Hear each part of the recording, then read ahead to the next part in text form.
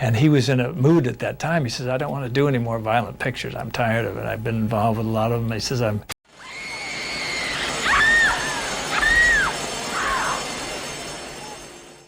do you mean he's dead? He went south yesterday. He ain't dead. At 94, Clint Eastwood is finally breaking his silence about one of Hollywood's most iconic and mysterious friendships, his bond with Gene Hackman. After decades of keeping things under wraps, Clint's revealing words will leave you speechless.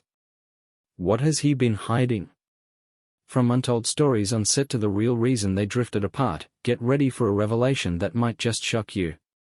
Clint Eastwood and Gene Hackman's paths first crossed in 1971 during the making of The Beguiled, a Southern Gothic drama set during the Civil War. This was the first time they worked together on screen, but the tension between them began long before the cameras even started rolling. Eastwood portrayed John McBurney, a Union soldier injured and taken in by a group of Southern women at a boarding school. Though their roles didn't share much screen time, Hackman had a lesser part as a soldier as well. Still, behind the scenes, things were already becoming complicated. Eastwood and Hackman were well known for their strong will and personal opinions regarding performance. Former TV cowboy Eastwood played the tough guy with few words, relying on his experience. Often depending on his rugged appearance and stoic attitude to convey emotion, he appreciated keeping things straightforward. Conversely, Hackman was known for giving his roles great intensity and emotional depth. He loved delving deeply into the psychology of his characters, layering his performances with complexity. These differences in acting methods caused some friction. Eastwood, accustomed to doing things his way, didn't always appreciate Hackman's more deliberate and nuanced acting style. On the other hand, Hackman found Eastwood's approach too simplistic. Though they had a difficult beginning, both actors fought hard to rise in Hollywood. Growing up in California, Eastwood traveled a lot with his family. He was interested in music as a teen before transitioning to acting. His breakthrough role came when he was cast as Rowdy Yates on Rawhide. Years of portraying the gruff, reserved cowboy gave him a solid acting foundation. Meanwhile, Hackman came from a modest background. Born in San Bernardino, California, he was raised in a dysfunctional home. His path to stardom was slower than Eastwood's. Before pursuing acting, he worked odd jobs, including as a clerk and messenger. After training at the prestigious Pasadena Playhouse, Hackman gradually earned small film roles. His big break came when he starred in The French Connection, a role that made him a star almost overnight. Eastwood was always the quiet type. He needed little to get his point across. His role in Rawhide had taught him that a skilled actor doesn't need to oversell a part. Like the famous Dirty Harry, his characters were known for their tough, emotionally detached personas. This was Eastwood's style: keep it quiet, keep it cool, and let the action speak for itself. Hackman, in contrast, was the opposite. He excelled at creating deeply layered characters. He analyzed every moment, diving into the psychology of his roles. Unlike Eastwood's reserved nature, Hackman was loud, expressive, and emotionally charged. Their opposing styles often created tension on set. While Eastwood preferred following the script and letting visuals carry the story, Hackman insisted on adding emotional depth, questioning characters' motivations, and infusing his roles with personal intensity. This contrast in approaches sometimes led to disagreements during the filming of The Beguiled. Their working relationship reflected this tension, making it difficult for them to find common ground. Making The Beguiled was as much about clashing personalities as it was about making a film. Eastwood, still establishing himself as a leading man, and Hackman, still adjusting to Hollywood, did not always see eye to eye. Despite their different acting methods causing friction, their collaboration marked the start of a long and compelling Hollywood relationship. Though they disagreed, Eastwood and Hackman respected each other's talents. While they didn't always get along, they couldn't deny each other's unique contributions to the craft. Working on The Beguiled challenged them both, offering opportunities to grow and learn from each other. However, their on-screen rivalry and opposing acting styles would soon lead them down very different paths, shaped by their personal ambitions and attitudes toward fame. As their careers soared, Eastwood and Hackman began to drift apart. Eastwood was no longer just focused on acting, he wanted more control over his films. In the late 1970s, he began directing and producing, with his directorial debut Play Misty for Me, soon followed by Dirty Harry. This marked the beginning of his transformation from a leading man to a respected filmmaker. By the 1980s, Eastwood was more than just an actor, he was a director shaping his own projects.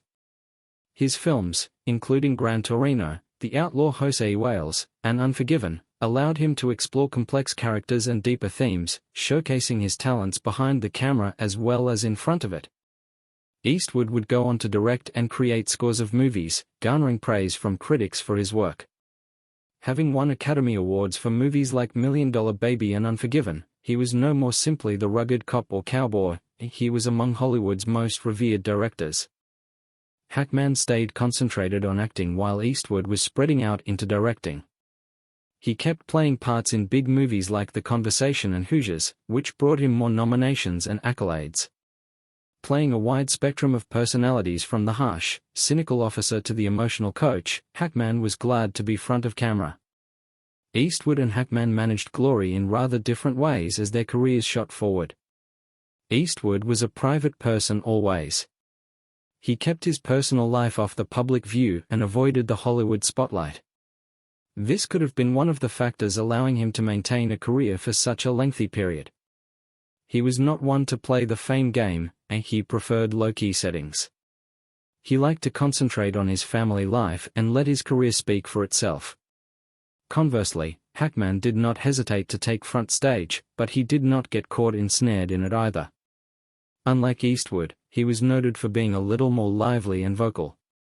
Though he never let his love of performing take front stage, Hackman appreciated the notoriety and accompanying benefits. Always choosing jobs that intrigued him rather than following the huge payday, he kept grounded and concentrated on his trade. While Eastwood was getting attention for his films and later for his directing, Hackman was becoming more and more respected for his ability to play complex, multidimensional characters. Hackman had a bit of an underdog feel to him compared to Eastwood's movie star status. They handled fame differently, but both enjoyed long, successful careers. Clint Eastwood and Gene Hackman were both huge stars in Hollywood, but when it came to working together, things weren't always smooth sailing. Even though they had mutual respect for each other as actors, their professional relationship was marked by moments of tension and a clash of personalities. The film Unforgiven is one of their most famous collaborations, but behind the scenes, there were plenty of moments that revealed the true complexity of their bond. Unforgiven was a huge film that brought Clint Eastwood into the director's chair once again. Already an established actor and filmmaker, he decided to tackle a western with a twist. This wasn't just a typical cowboy movie. It was a gritty, dark, and realistic take on the Wild West. Eastwood not only starred in the film but also directed it. The story followed a retired outlaw, William Money, played by Eastwood, who is called back into action for a dangerous mission. Gene Hackman played the corrupt sheriff, Little Bill Daggett, a character who embodied both authority and cruelty. As expected, the movie was full of heavy, serious performances. Eastwood and Hackman's characters were on opposite sides of the law, making their on-screen dynamic electric. Their characters were tough, ruthless, and at times, deeply flawed. Watching them act together was like watching two forces of nature collide. But that was just the surface. Off-camera, things were a bit more complicated. Though they approached their craft differently, Eastwood and Hackman were both renowned for their strong will and dedication to their work. Ever the professional, Eastwood spoke few words. He wanted things straightforward and disliked obsessing over performances, believing that action and emotion would speak for themselves. Conversely, Hackman was more methodical, enjoying deep dives into his characters' backstories and motives. When he disagreed with something, he was more vocal. This disparity in approach often caused conflict on set. Eastwood was known for his reserved, quiet demeanor, while Hackman was more expressive and unreserved in sharing his ideas. This resulted in some tensions during the filming of Unforgiven. Hackman later admitted that he didn't always agree with Eastwood's approach to certain scenes, particularly regarding character motivations. Eastwood preferred to keep things natural and grounded, whereas Hackman aimed to push boundaries and delve deeper into his role. Despite their differences, Eastwood and Hackman had great professional respect for one another. Both had earned their place at the top and understood what it took to succeed in Hollywood. Eastwood was already a major action star and director, while Hackman had won Academy Awards for his riveting performances. They were both at their best in Unforgiven, yet their contrasting personalities created an underlying tension even as they valued each other's talents. Sometimes, Eastwood found Hackman's more passionate, forceful performances to be excessive. While Hackman often wanted to explore every aspect of a scene and push for more, Eastwood was used to staying in control and keeping things tight. Known for his strict protection of his directing vision, Eastwood was not fond of deviations, which sometimes led to frustration. One story from the Unforgiven set illustrates how complicated their working dynamic could be. In a particularly dramatic scene, Hackman was supposed to deliver a line in a very specific manner. However, always seeking to add more depth to his character, Hackman began improvising, altering the tone of the moment. Ever the perfectionist, Eastwood found this change unacceptable and immediately stopped the take. He gently but firmly instructed Hackman to deliver the dialogue exactly as written. Used to more creative flexibility, Hackman found this restriction frustrating. The conflict wasn't just about the scene but reflected their fundamentally different artistic viewpoints. Eastwood had always been a man who believed in hard work, discipline, and doing things his way. Both on and off set, he maintained a conservative mindset, favoring simplicity. In contrast, Hackman was more open to new ideas and change. His liberal outlook often showed in his acting, as he enjoyed exploring the complexities of life. The age difference between Eastwood and Hackman added another layer of tension between them.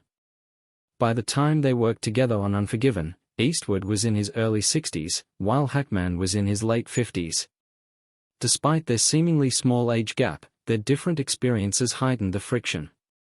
Eastwood had spent decades in the industry and was already an established director, whereas Hackman was more focused on perfecting his acting technique.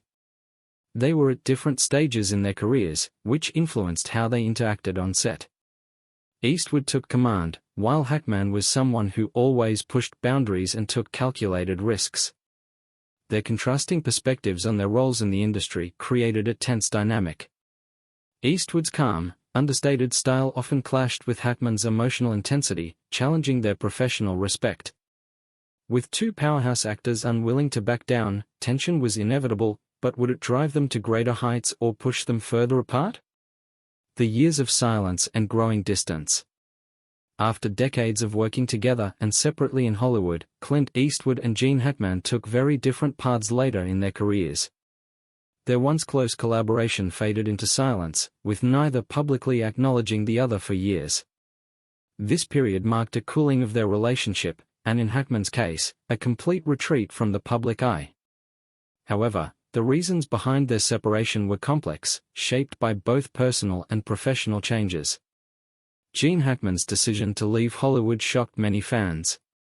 After decades of successful films, including The French Connection, The Conversation, and Unforgiven, Hackman chose to step away from the industry. By the early 2000s, he was in his 70s and opted to withdraw, not from acting itself, but from the pressures and celebrity that came with it. He did not make a grand farewell or public announcement. Instead, he quietly transitioned into a more private life, seeking peace away from the spotlight. Many fans wondered what had happened to one of Hollywood's most passionate and respected actors. Some speculated that Hackman had simply grown tired of the industry, as fame often came at the cost of personal privacy. Others believed he was dissatisfied with the types of roles available to older actors. Regardless of the reason, Hackman's quiet departure left a noticeable void in Hollywood, as one of its most unpredictable and compelling stars disappeared from view. While Hackman retreated from the public eye, Clint Eastwood's career continued to soar. He remained active as a producer, director, and writer, in addition to acting. Unlike Hackman, who chose to step away, Eastwood fully embraced his role as a filmmaker, directing ambitious projects like $1 Million Baby, Gran Torino, and American Sniper. his films continued to earn critical acclaim, solidifying his legacy not just as an actor but as a visionary behind the camera. Despite his ongoing success, Eastwood likely felt the absence of his former colleague. Hackman's retirement was a stark reminder of how quickly Hollywood could move on, even from someone as talented as him. Though Eastwood's career flourished, his interviews suggested that the silence between him and Hackman wasn't always easy to accept. During this period, Eastwood and Hackman's relationship seemed to grow even more distant. They were never seen attending public events together, not due to rivalry, but simply because their lives had taken separate paths. Once at odds on set, their egos drifted further apart as Eastwood focused on directing while Hackman disappeared from Hollywood altogether. Unlike a dramatic fallout, their separation appeared to be a natural outcome of their individual journeys. Eastwood was frequently asked about his past collaborations, particularly with Hackman, but he rarely provided deep reflections. Years passed with both men seemingly content to let the past remain in the past. This silence raised questions among fans: were they still friends, or had their differences left a lasting divide? The truth remained a mystery, as neither actor spoke openly about their relationship. The big reveal. As Clint Eastwood entered the later years of his career, he began to reflect more on his past, including his relationships with fellow actors. In interviews, he gradually opened up about Hackman and their time working together. He admitted that, despite their differences, he had always respected Hackman's talent. Their relationship, while sometimes strained, was built on a deep, unspoken understanding of their craft. Eastwood acknowledged that Hackman's approach to acting differed from his own, but that didn't make it any less valuable. He even described their collaboration on Unforgiven as one of the highlights of his career. Though they had their challenges, the magic they created together on screen was undeniable. Eastwood initially saw Hackman as just playing the villain, Little Bill, but soon realized that Hackman's dedication to his character greatly improved the movie. His portrayal was rich and sophisticated. Looking back, Eastwood understood that Hackman had been a vital part of some of the most pivotal moments in his career, not just a co-worker. Eastwood also reflected on his regrets. After they stopped working together, he wished he had tried harder to stay in touch with Hackman. The years of silence between them made Eastwood realize that, despite their professional respect, they had never truly spent time together as friends. He expressed some frustration about the different paths they took and questioned whether things might have been different if they had made more effort to maintain their relationship. In his comments after Hackman left Hollywood, Eastwood also considered his own legacy. Hackman's decision to step away from the limelight served as a sobering reminder that no matter how successful someone is, popularity and accolades are not guaranteed to last forever. Eastwood's long career was a testament to his ability to adapt and reinvent himself, but Hackman's quiet departure was a stark reminder that not everyone shares the same fate. Though Hackman's retirement left a void in Hollywood, Eastwood seemed to respect his decision to leave on his own terms. Hollywood didn't just lose a great actor, it lost someone whose unique approach to roles made his absence deeply felt. Even when playing morally complex or villainous characters, Hackman had a way of making them feel real. Never one to shy away from demanding roles, he was one of the most revered actors of his time because of his depth and realism. Hackman's absence only highlighted how unique Eastwood's performances had been as his own career continued to thrive.